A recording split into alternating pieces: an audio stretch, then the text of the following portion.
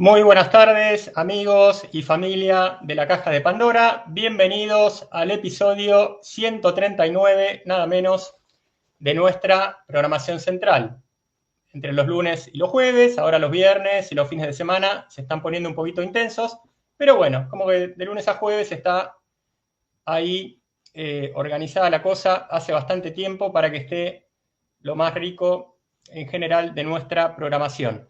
Entonces, hoy es una tarde de conciencia y psicología, nada menos, y este espacio, el primero de este episodio 139, va a estar en manos de quien, ya saben, tiene la mayor cantidad por lejos de formaciones en Aulas Pandora. Ahí, nada menos que el apéndice educativo, aulaspandora.com, de esta gran productora alternativa integrativa que es la Caja de Pandora. Entonces, el día de hoy, como vieron, el tema es el salto cuántico dimensional, pero como siempre, antes de que el invitado suba a escena, ponemos prolijamente su banner correspondiente. Ángel Luis Fernández, toda su gran cantidad de formaciones en aulaspandora.com/Ángel-Luis-Fernández. El doctor, que es médico, psiquiatra, conferencista y unas cuantas cosas más, ya está ahí en boxes con nosotros y pasa inmediatamente a escena desde algún lugar de la Mancha. Esto dicho metafóricamente, después él si quiere dará detalles, sí, un poco no, un poco también, o más o menos. Bienvenido, doctor. ¿Cómo anda? Hola Carlos, saludos afectuosos para ti y para todos, ¿no? En esta ocasión recién llegado a Quito, Ecuador. Muy bien. Así que hoy es ecuatoriano el discurso. Hoy es ecuatoriano. Doctor, dicen, uno no anduvo por ahí, solamente cruzó ahí esa parte arriba de un avión, que parece que ahí está el calor más alto del planeta, encima de manera sostenida todo el año. En su experiencia, ¿cómo anda con eso? ¿En dónde dices tú? ¿En En la Ecuador? zona la zona del Ecuador, el paralelo del Ecuador. Bueno, la zona del Ecuador, la zona ecuatorial, la banda ecuatorial de cualquier planeta siempre es la mejor para vivir, ¿no? Porque prácticamente no hay estaciones, es todo mucho más estable, ¿no? Y aquí también, la verdad es que hace una temperatura muy agradable. Siempre que he venido siempre es igual. O sea, la temperatura es fenomenal aquí. De manera que es un buen lugar para recomendar. Y esa banda ecuatoriana y subtropical es siempre fantástica, realmente, muy recomendable. Muy bien, doctor. Saben que siempre me quedó en la mente algo que primero leí o escuché así de lejos y después me confirmó gente colombiana, que en Buenos Aires hay bastantes colombianos, que hay un lugar en Colombia donde a pesar de ser ecuatorial hay un microclima fabuloso, al menos para mí, de unos 20 grados constantes todo el año. ¿Usted tiene idea de qué lugar es este de Colombia, que tiene que andar bastante cerca de ahí? Bueno, yo supongo que se refieren a Medellín, Medellín. que es la ciudad de la eterna primavera, ¿no? Ah, Con una temperatura estable, ¿no? Es la capital paisa, ¿no? sí. Y yo voy a Medellín ahora antes de una semana estaré allí. Muy bien, doctor. Esa sería mi temperatura ideal. 20 grados, templado, todo el Sí. año parejo. ¿Algún día lo conseguiremos o no? No sabemos, pero nos causa admiración y un poquito de envidia.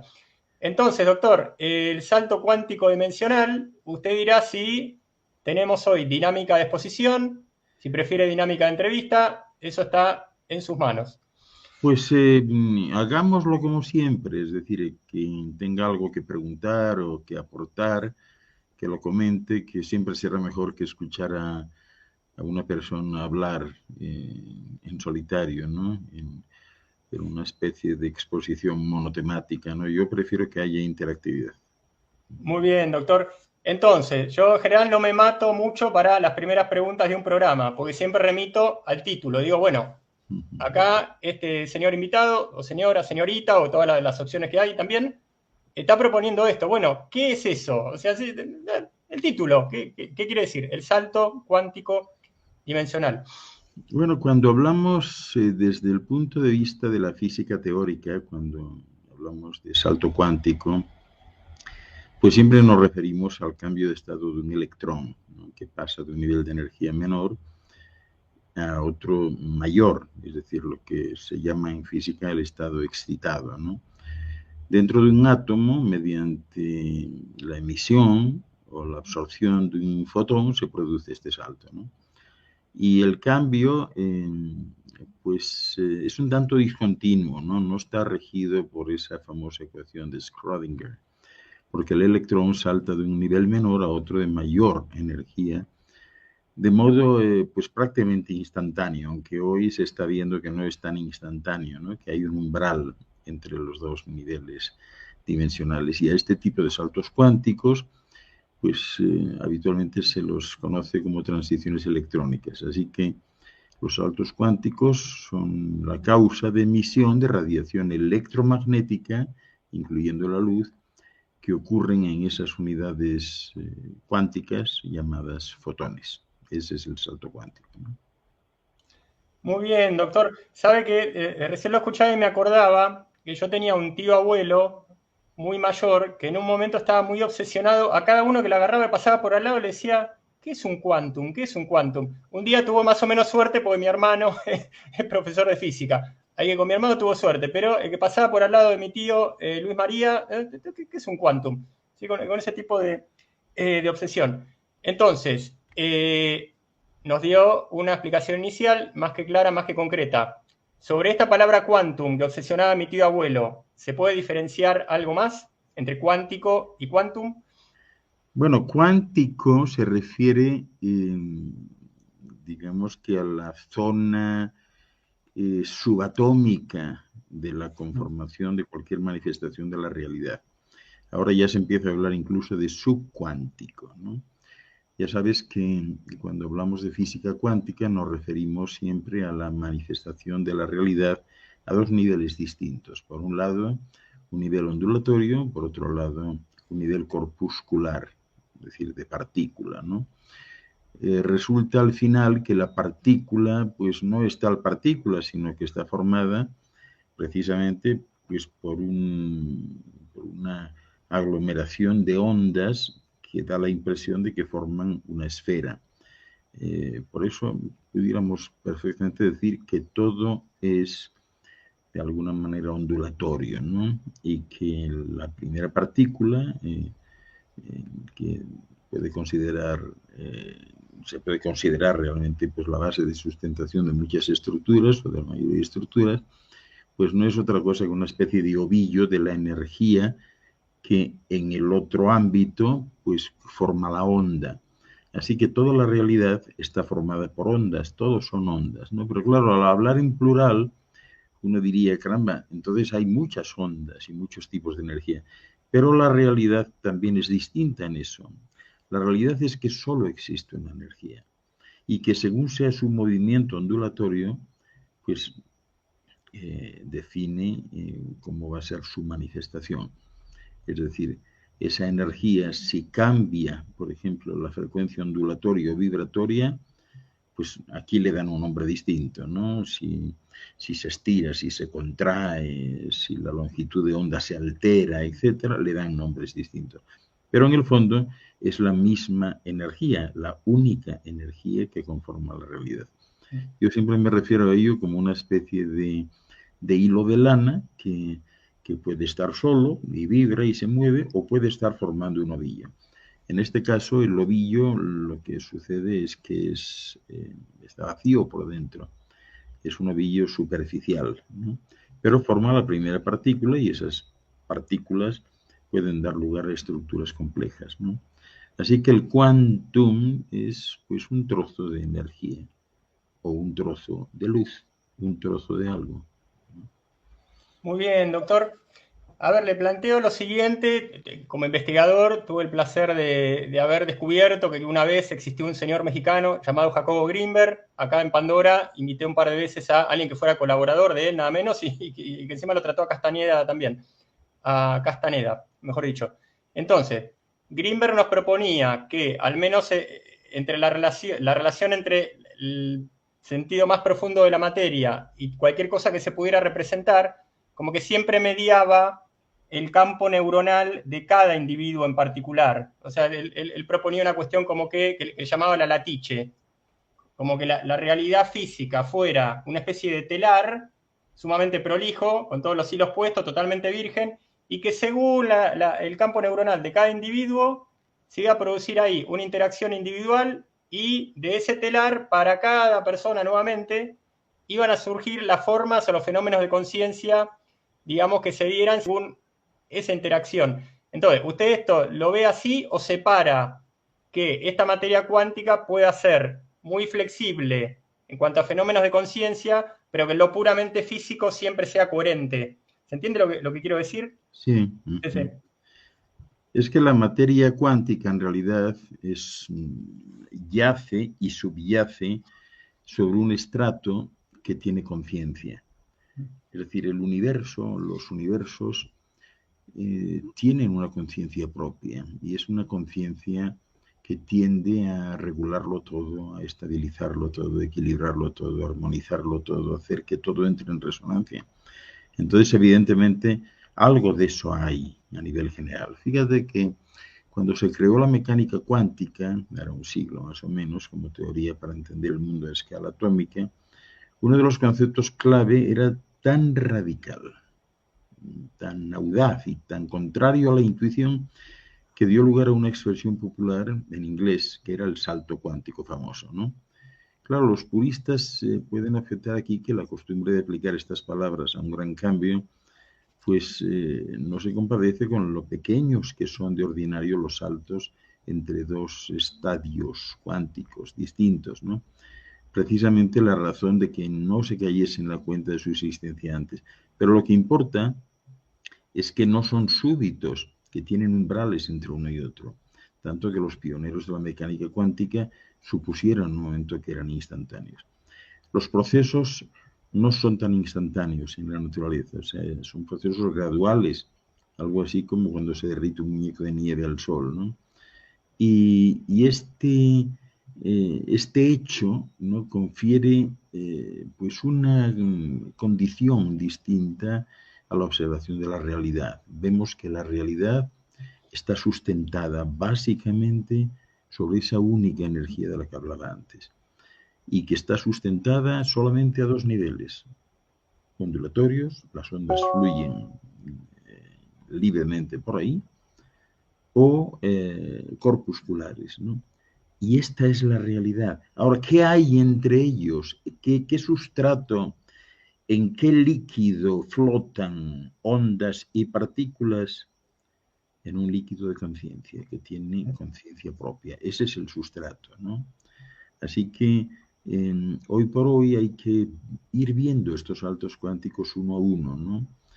Fíjate que allá por los años 90, ¿no?, había equipos que informaban de su observación de los que se producían en átomos individuales suspendidos en el espacio por campos electromagnéticos. Los campos electromagnéticos los genera ese líquido, ¿verdad? Esa especie de papilla universal que todo lo contiene, ¿no? Y es muy importante, ellos habían observado ya entonces que los átomos iban y venían entre un estado brillante, en el que podían emitir un fotón de luz, pero también un oscuro, que no emitía en momentos aleatorios, y permanecían uno en otro, pues, periodos muy breves, de unas décimas de segundo, y como mucho pocos segundos, antes de saltar de nuevo. Y desde entonces se han visto esos saltos en varios sistemas, ¿no?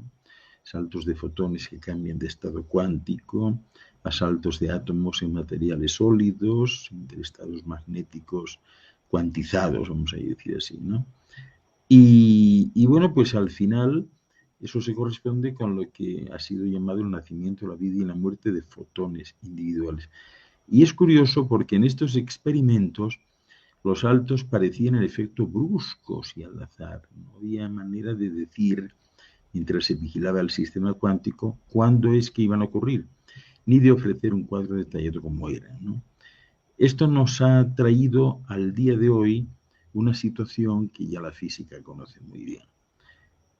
El salto cuántico a nivel humano, por ejemplo, que es lo que puede interesar más a las personas, viene dado para aquellas personas que vibran a un nivel más alto. Es decir, que su frecuencia vibratoria y oscilatoria es más alta de lo normal y se aproxima a los 13.3 hercios. Entonces aquí se produce un proceso singular, ¿no? En el cual, bueno, yo supongo que todo el mundo sabe cómo funcionan los distintos estados de la materia. Tenemos dos moléculas, si esas dos moléculas están juntas forman un sólido. ¿Por qué forman un sólido? Hay una fuerza de cohesión que las conecta fuerte y no se separan. Si esas moléculas se separan y cambian la fuerza de cohesión, deja de ser un sólido y se convierte en un líquido. Y si va un poco más allá, en un gas. La situación se presenta cuando estas personas son capaces de generar una ampliación de los espacios intermoleculares sin perder la fuerza de cohesión. Entonces, si la fuerza de cohesión es la misma, pero se separan, siguen siendo sólidos, pero no en esta dimensión, en otra dimensión distinta que los debe acoger. Esta es un poco la situación. ¿Qué sucede entonces? Bueno, que toda la estructura corporal, por ejemplo, un cuerpo entero, pues desaparece a la vista, ¿no? Es decir, se convierte en invisible aquí y pasa a ser totalmente visible y perceptible en el siguiente tramo dimensional. Y ese en la práctica es el salto cuántico. ¿Quiénes lo experimentan o lo van a experimentar todos? No. Porque a fin de cuentas estamos en un astro donde hay todavía muchos niveles de conciencia, personas de distinta condición, hay personas muy jóvenes que han vivido pocas vidas, pocas efusiones, y hay personas que han vivido miles de fusiones. Y cuando esto se da, pues es en las personas que han vivido miles de fusiones, no en las otras. Las otras no puede ser. Por eso quiero también llamar la atención en ese sentido, de que verdaderamente nadie puede esperar que esto sea un evento planetario que afecte a todos. Esto es como el crecimiento. Es decir, todos vamos creciendo, todos vamos evolucionando y progresando, pero no a la vez. No puede llegar nadie aquí que diga, bueno, pues a partir de hoy voy a poner a todos los habitantes de la Tierra en la edad de 31 años. Eso no puede ser. El que tiene solamente 5 años, para llegar a los 31 tiene que tener 6, luego 7, 8, 9, 10 y así sucesivamente. Entonces este es el salto cuántico que suele preocupar a la gente, ¿verdad? Más allá del concepto teórico que manejamos en la física de partículas, ¿no? No sé si ha quedado claro. Sí, doctor, siempre es claro e interesante. Todo despliegue ahí que se proponga justamente realizar. A ver, acá nos bullen las cosas en la cabeza de investigador loco, tantas cosas para preguntarle. En relación al tema átomo, me aparecían dos imágenes. Una de un profesor de física del colegio, hace más de 30 años, que nos decía, se está llegando a la conclusión y todo por simulación, a partir, digamos, de cálculo, de que un átomo vendría a ser algo como una especie de ameba, esos seres unicelulares, dice como una especie de ameba interdimensional. Me acuerdo que el viejo, que era un boliviano, hacía así como una ameba interdimensional, pero bueno, esto. Y por otro lado tengo un compatriota amigo, investigador argentino, que hace años que él usaba en materia de piramidología, que es precursor en pirámides aplicadas a la salud, el tema del microscopio electrónico de barrido. Entonces, a esta altura, ¿con qué estamos? Con que se supone que el átomo sea la ameba de mi profesor y a través de, digamos, lucubraciones por cálculos, o ya hay instrumentos electrónicos de barrido para ver hasta lo que uno no se pueda ni imaginar a nivel subcuántico, digamos, como diría usted. Es que él tenía razón, no estaba descaminado. O sea, el átomo es muy parecido a una ameba. Cualquier átomo pues, no se distingue demasiado de un huevo, que es lo que es la ameba, es decir, un núcleo central y un área citoplasmática formada en este caso por la nube de electrones, ¿no? Y una corteza que lo envuelve todo y lo transforma en átomo, ¿no? Al final, todo lleva a esa estructura, es decir, hasta los universos son átomos gigantescos, ¿no? Y sin ir más lejos, nosotros aquí pues vivimos a bordo de un electrón que pertenece a un átomo cuyo núcleo es el Sol. O sea que no estaba descaminado el hombre, ¿no? Tenía los conceptos claros. Todo es así y el comportamiento ocasional es el de una célula, es decir, los átomos, el sistema estelar, los macrosistemas estelares, las constelaciones, las galaxias, se comportan precisamente como un átomo, a nivel micro. Y a nivel macro se comportan como un cerebro.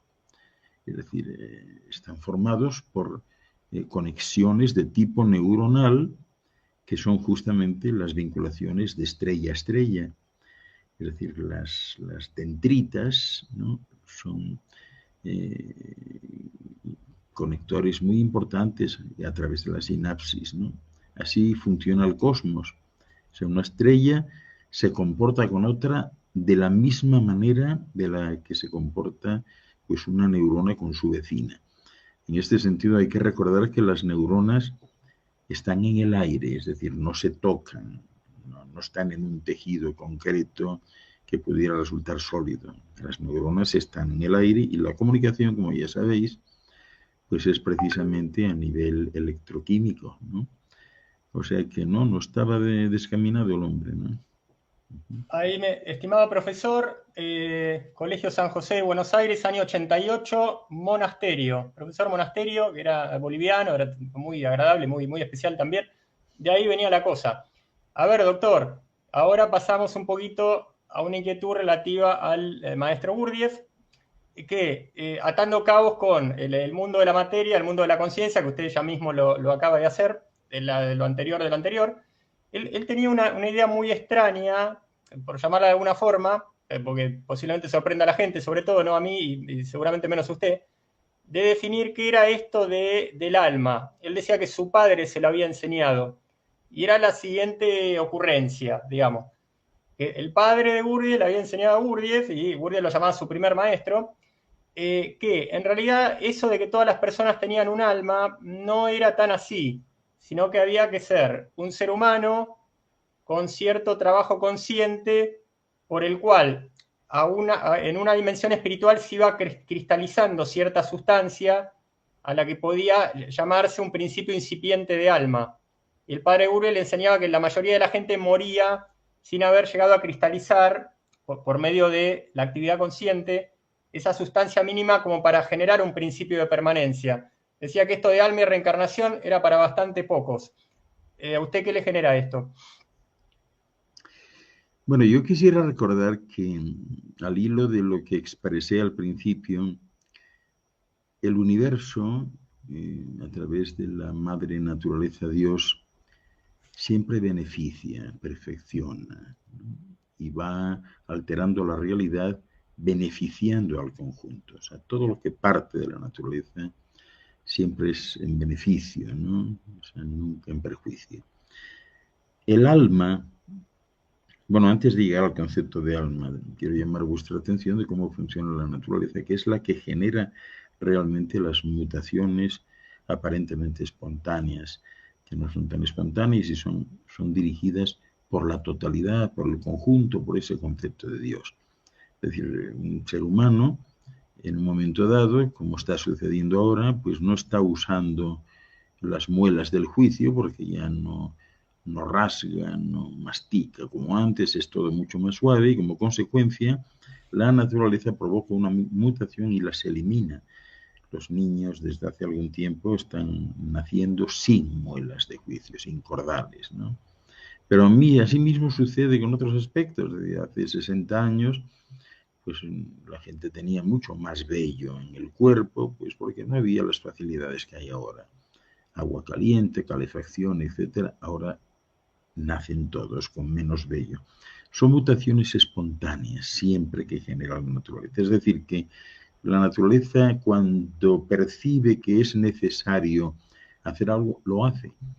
Es inútil desde el ámbito humano, por ejemplo, establecer o intentar establecer mutaciones a nivel cromosómico, genético, molecular, celular, etcétera, Porque, bueno, el intento se puede dar, pero es como intentar hacerle un agujero, una presión a una bola de goma, ¿no? En cuanto quitas el agujero, vuelve a su posición original. Alma es un término latino, cuya etimología es anima, animae, quiere decir animar. Entonces hay que tener muy claro el concepto de lo que es alma. Alma es lo que anima las creaciones de la eternidad. En el caso de estos cuerpos son muy parecidos a cuerpos de androides biológicos, pero tienen muchas funciones, muchas capacidades, muchas posibilidades, pero necesitan fundamentalmente energía para llevarlas a cabo.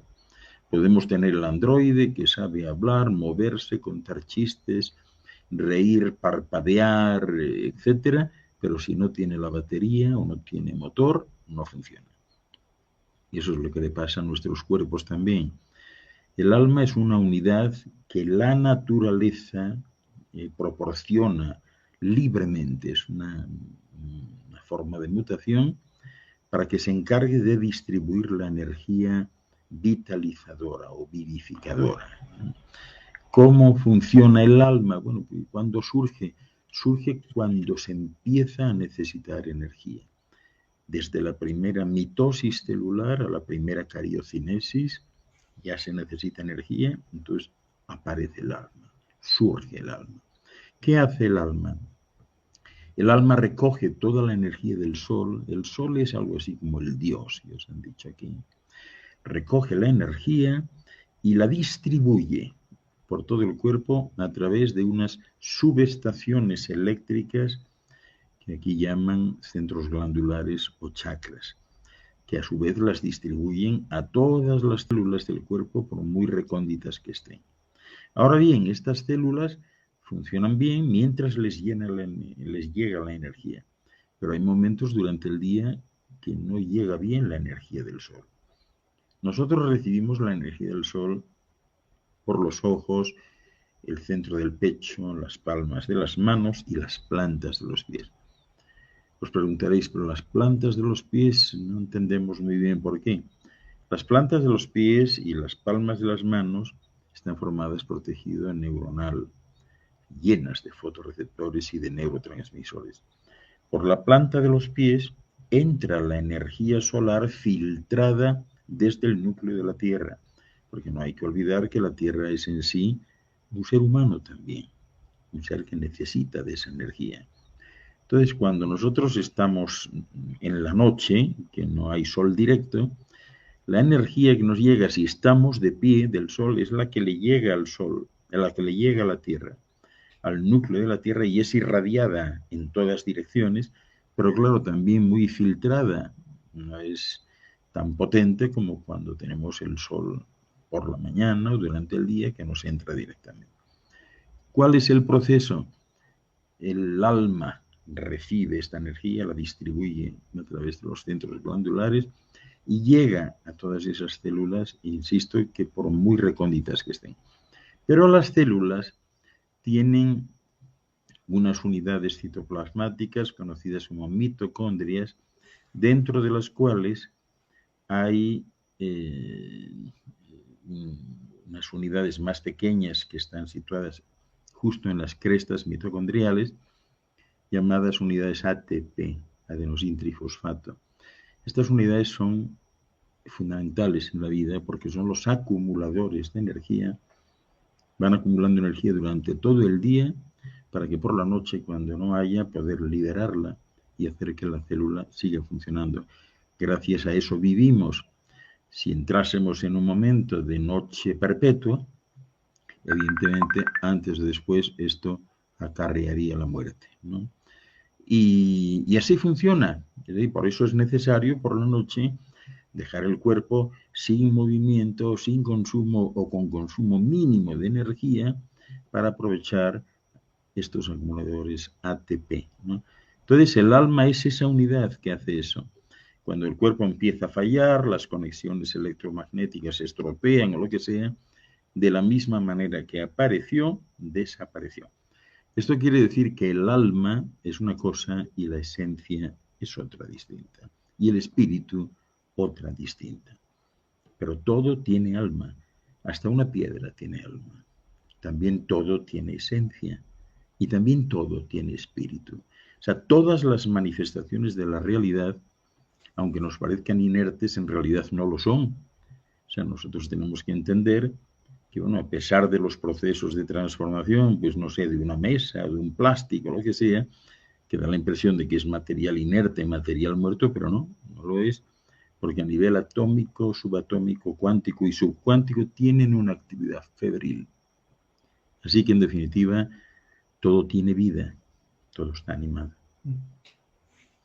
Muy bien, doctor. A ver, y justo hace un ratito, que por momentos el casillero de mensajes tiene bastante velocidad, uno se le pierde las cosas, pero alguien decía, ¿qué pasa si digamos, se quebrara nuestra cohesión interna, nos moriríamos? Bueno, yo le hago esa pregunta de una manera quizás un poco más filtrada, más sofisticada. A ver, podemos enfermar o morir por cuestiones, bueno, accidentales, pero más concretamente relativa a que algo pasa con un órgano, algo pasa con un sistema, algo pasa que dejamos de asimilar alimento de cualquiera de sus tipos y formas. Podemos enfermarnos o morir porque, tomando las palabras ya de quien pusiera ese comentario pregunta, porque nuestra cohesión a esos niveles materiales internos, cuántico y subcuántico, sufrieran alguna falla, o a ese nivel es imposible que existan fallas y que hasta enfermen y maten a un ser humano. Bueno, es que fallas sencillamente no pueden existir en el universo. Tenéis que tener en cuenta y tener muy claro que incluso el desorden, la entropía, el caos, no son más que mecanismos correctores. Sí, pero no fallas, o sea, fallas no existen. O sea, todo tiene que ser como tiene que ser. Yo creo que la pregunta iba un poco en el sentido de que uno experimenta un salto cuántico y eso significa que muere en el estado anterior y desde esa óptica sí, porque todos son ciclos vida-muerte, es decir, cuando tenemos a un embrión y aparece el feto, pues muere como embrión y nace como feto. Cuando tenemos el feto, muere como feto y surge como bebé, nace como bebé. Cuando muere el bebé, pues nace el niño. Cuando muere el niño, pues nace el adolescente. Cuando muere el adolescente, nace el joven. Cuando muere el joven, pues nace el adulto y finalmente muere el adulto y se entra en la senectud, ¿no? O sea que son todos ciclos vida-muerte. Ahora, en respuesta a esa pregunta, lo curioso es que no se muere ni siquiera con el cuerpo de nada. Es decir, esa persona que experimenta el salto cuántico simplemente desaparece de una realidad para aparecer con su cuerpo en la siguiente realidad. Esto hay que ilustrarlo de la siguiente manera que creo que os será fácil comprender. Estas personas que vibran a esos niveles tan elevados, hay un momento en que perciben que ocupando el mismo espacio allá donde están, hay otra realidad. Podemos imaginar a alguien que está en el salón de su casa y que de repente un día se da cuenta que allí pues también hay un lugar salvaje, hay una cascada con unas rocas y unas plantas, ¿no? Y siempre es la misma realidad. Por lo tanto, no se trata de proyecciones mentales como si fuesen diapositivas, ¿no? Es la misma realidad que está ahí. Entonces, de repente esa realidad va cobrando más fuerza y hay un momento en que esa persona percibe a nivel sensorial pues casi más la nueva realidad que la anterior donde estaba, con el sofá en el que está sentado, etc. Cuando se produce el salto dimensional, se va a esa realidad, pero se va con cuerpo y todo. Claro, aquí habría que precisar lo que no pasa a esa realidad es aquello que no es genuino del propio cuerpo, es decir, que el que lleva dos pendientes, los pendientes no pasan. El que lleva una prótesis dental no pasa. El que tenía una pierna ortopédica pasa todo menos la pierna, ¿no? Y esa es la verdadera realidad del salto cuántico. Es decir, se salta sin morirse. Y esa es la particularidad. Muy bien, doctor. Sabe que tuve la experiencia por dos de haber estado en Egipto en viajes esotéricos Y las dos veces, gracias a Dios, Serapeum de Saqqara, en cierto lugar de Luxor, que hay una puerta un poquito misteriosa, que hay que tener cuidado con estar demasiado tiempo ahí, porque es un portal que en principio era para trascender. Pero bueno, conozco más en detalle por ahí el tema de estas misteriosas criptas de granito del Serapeum, que un investigador para conseguir sacarle la tapa a uno casi termina matando a todos los colaboradores, pues probó de todo y le terminó saliendo algo que creo que con una aguja especial, que por el cual consiguió un vacío y que saltara una tapa de granito, creo que también casi lo mata a él. Entonces, en principio, ahí supuestamente se hacían digamos, procesos que a mí me los explicaron como de trascendencia al mundo primordial, donde se iba dando en principio algunas cosas de las que usted relataba. Una persona que tenía que estar debidamente preparada a nivel de conciencia y a nivel de una preparación concreta para poder traspasar ese rito.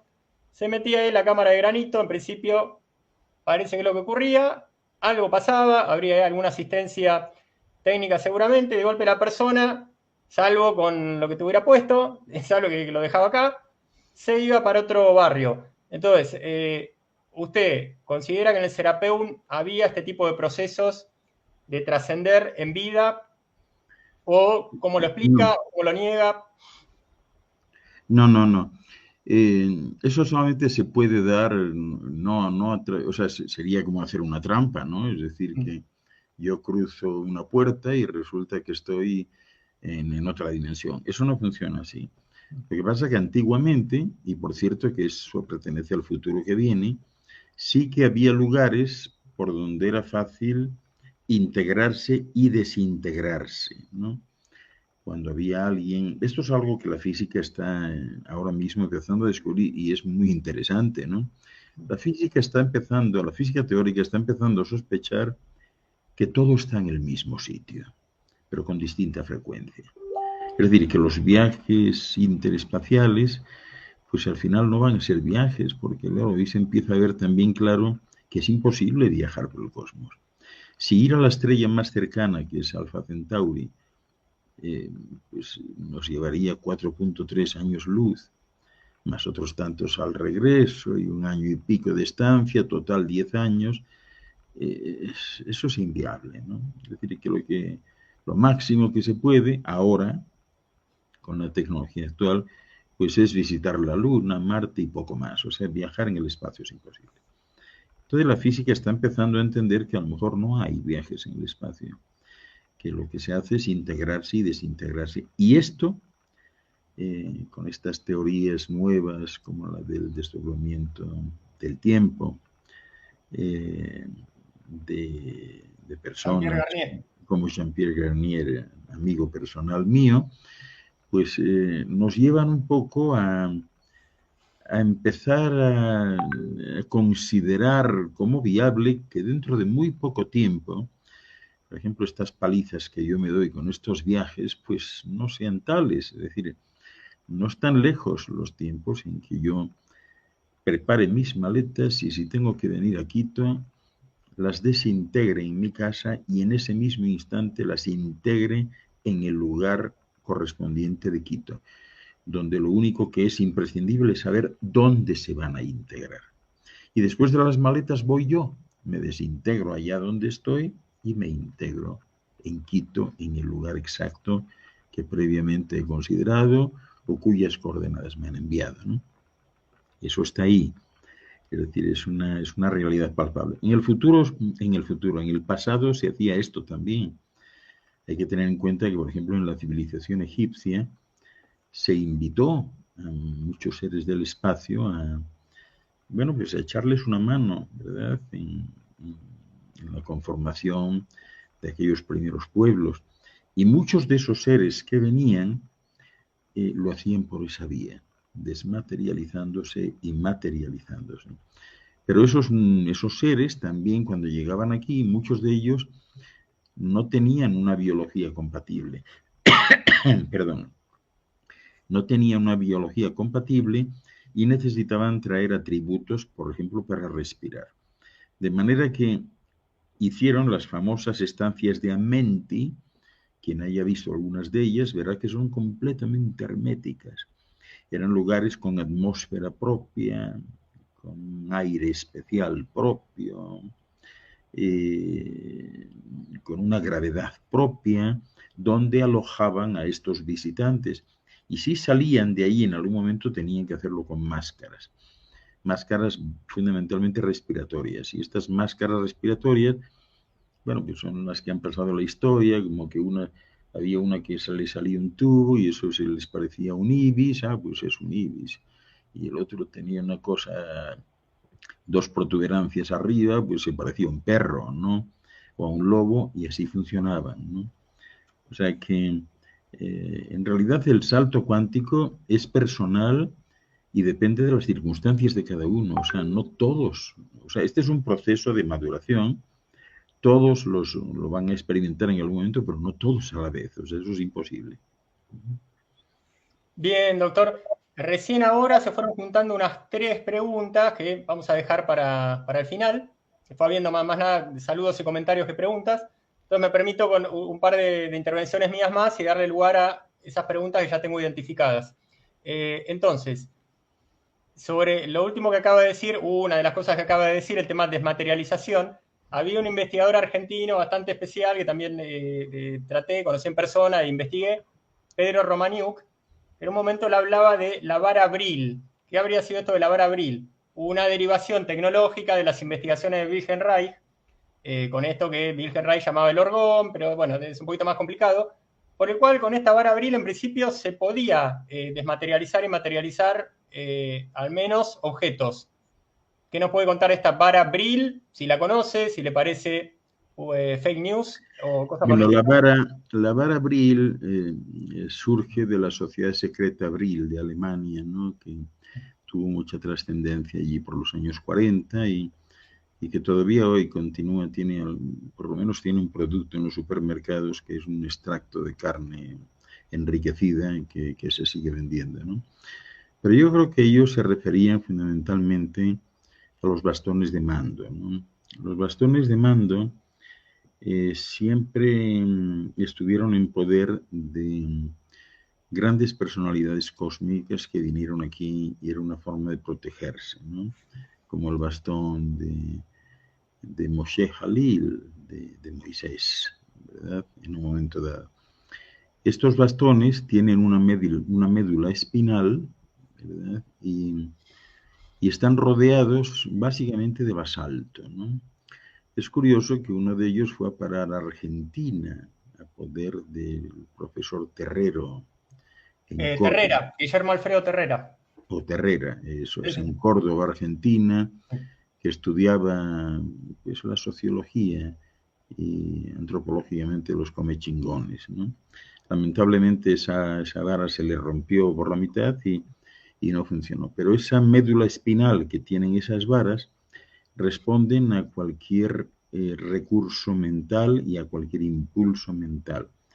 Esas varas son capaces de detener una tormenta, de parar el agua de un río o de aniquilar a un ejército completo, ¿no? Y posiblemente yo creo que se han mezclado ambos conceptos, ¿no? Pienso que van por ahí un poco los tiros.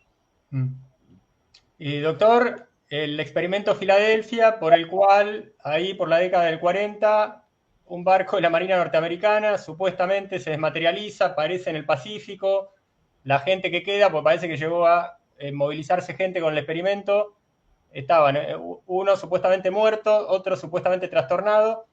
El experimento Filadelfia lo da por verídico, ¿le Sí, parece significativo? sí, sí. El experimento de Filadelfia pues fue uno de tantos experimentos que fue robado a Nikola Tesla en un momento dado y que fue puesto en práctica sin reunir todas las condiciones. Entonces, cuando eligen al destructor Eldridge en el puerto de Filadelfia y plantean esa posibilidad maravillosa para el ejército de los Estados Unidos, que era volver una gran estructura como un destructor, volverlo invisible, pues vamos, se aprestaron a hacerlo inmediatamente y no salió bien. No salió bien porque efectivamente sí lograron la invisibilidad haciéndolo desaparecer, o sea, simplemente no estaba en el sitio, ¿no? Acabó pues mucho más arriba, mucho más al norte, ¿no? Y efectivamente, pues algunos de los protagonistas pues no quedaron bien. Y bueno, eso es un poco pues, lo que sucede con las prisas, ¿no? Antes de haberlo probado, ¿no? Y sencillamente quisieron hacerlo, ¿no? Colocaron grandes generadores eléctricos apuntando al Eldridge y bueno, pues no podían controlar, de hecho no sabían qué iba a pasar. Ellos creían que iba a dejar de verse, pero no solo dejó de verse, sino dejó de verse porque saltó a otro momento de esta línea de tiempo, ¿no? Pero sí, fue real, sí. Genial que usted lo esté confirmando. Pasamos a estas preguntas que tenemos ya reidentificadas. Entonces, dice Pancracio, ¿cree posible que en un futuro se llegue a conseguir que la conciencia de un ser humano pueda ser traspasada a una máquina robot? ¿Sería un medio para la inmortalidad o esa conciencia se extinguiría? Bueno, la conciencia no, pero eso en esto se está trabajando ahora, es decir, yo creo que estamos a pocos momentos de poder subir al cerebro información y bajarla, pero la conciencia no. La conciencia no, porque la conciencia humana en realidad es la conciencia cósmica, ¿no? Y estaríamos hablando de pues, manipular la conciencia cósmica y eso no es posible, ni lo será nunca. Aquí tenemos el salto cuántico. Compara el salto cuántico con algo que llama esta amiga o amigo, no entendemos bien, de Pandora. ¿Es como el estado de Ginás o es otro tema distinto? Salto cuántico y estado de Ginás.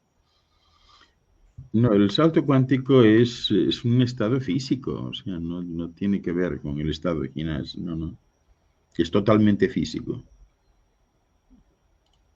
A ver, aquí tenemos a nuestra amiga de siempre, Sandy.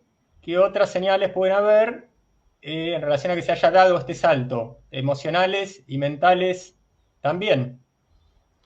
Pues no, o sea, cuando se llega a esta altura de vibración, de percepción, no se da esa circunstancia emocional. De hecho, los casos, bueno, yo conozco muchos casos, de hecho, hay uno de mis libros que trata sobre ello, ¿no? Y estas personas están muy bien, o sea, ya no les afectan ese tipo de emociones vinculadas con el ego, etcétera. Son personas que saben lo que va a suceder y que están anímicamente preparadas y lo único que hacen es, si no están en completa soledad, pues a todos los que están alrededor tratan de prepararlos para que cuando sobrevenga su desaparición, pues no cunda el pánico, ¿no? Muy bien, doctor. Si es como que no encontramos. A ver, no, siguen bajando comentarios, saludos y conversaciones internas que a veces se permiten ahí y tener y la pasa muy bien. Doctor, a ver, 10 minutos que son para aprovechar, tratándose Ujú. nada menos que de usted. A ver, mucha agua debajo del puente, por ejemplo. Hay un señor que parece que no sabemos si merece haber sido glorificado tanto como lo fue, como el señor Einstein, que hay gente que habla de que hasta parece que tomaba cosas de su señora. Bueno, pero en definitiva, es una persona para tener en cuenta, ¿no? En algún momento planteó esto de que, no, ya el espacio y el tiempo no son escenarios fijos, son otros escenarios más a nivel de otras cosas. Supuestamente por él tenemos cierta tecnología, como por ejemplo, por haber descubierto esto de que las curvaturas generan también a nivel físico curvaturas temporales y eso por medio de fórmulas se puede calcular exactamente, supuestamente por eso que tenemos GPS, que viene un poquito de este señor. A ver, y después algo que yo aprendí hace años por mi hermano que estudiaba física, que él me decía, todo el mundo cree que a este señor le dieron el premio Nobel por la teoría de la relatividad y en realidad se lo dieron por la teoría fotónica. porque postuló que la luz no era una onda, que era un corpúsculo. Perdón, por la teoría corpuscular. Entonces, usted a este señor lo tiene también muy ahí en lo alto, cree que en algún sentido puede estar perimido, que haya sido superado, que como dice alguna gente, hasta a su propia esposa Mileva le haya copiado algún material sin derecho de autor. Bueno, claro que ha sido superado, pero Albert Einstein pues es una referencia obligada.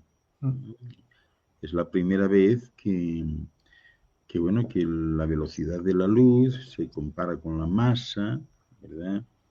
Es la primera vez que se empieza a hablar de la masa atómica y todo esto es muy importante, ¿no? Y sobre todo también es la primera vez que se empieza a hablar de la infinitud, o sea, de que todo es eterno, de que nunca ha habido un principio, que nunca ha habido un fin, que lo que hay son, que fue mal interpretado en su momento, los famosos Big Bangs, pero que no ha sido uno unitario, sino que hay Big Bangs simultáneos, o sea, todo el tiempo, ¿no? Y, y sí, hay que darle crédito, o sea, tanto Einstein como Planck son fundamentales en la historia de la física de este mundo. ¿Sí?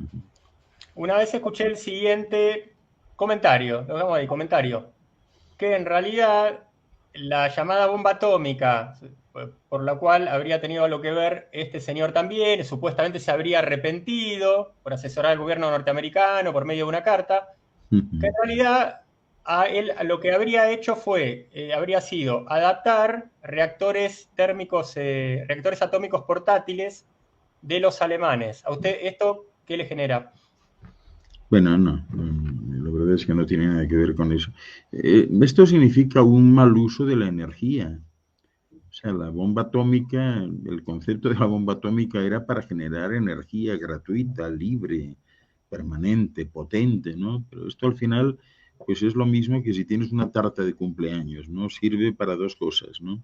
En principio habría que pensar que es para que te la comas y la disfrutes, pero puede venir otro que dice, no, esto es para tirársela a alguien a la cabeza y generar ahí una trifulca, ¿no? O sea, depende cómo lo uses, ¿no? La bomba atómica no era ninguna bomba, era simplemente una generación de energía.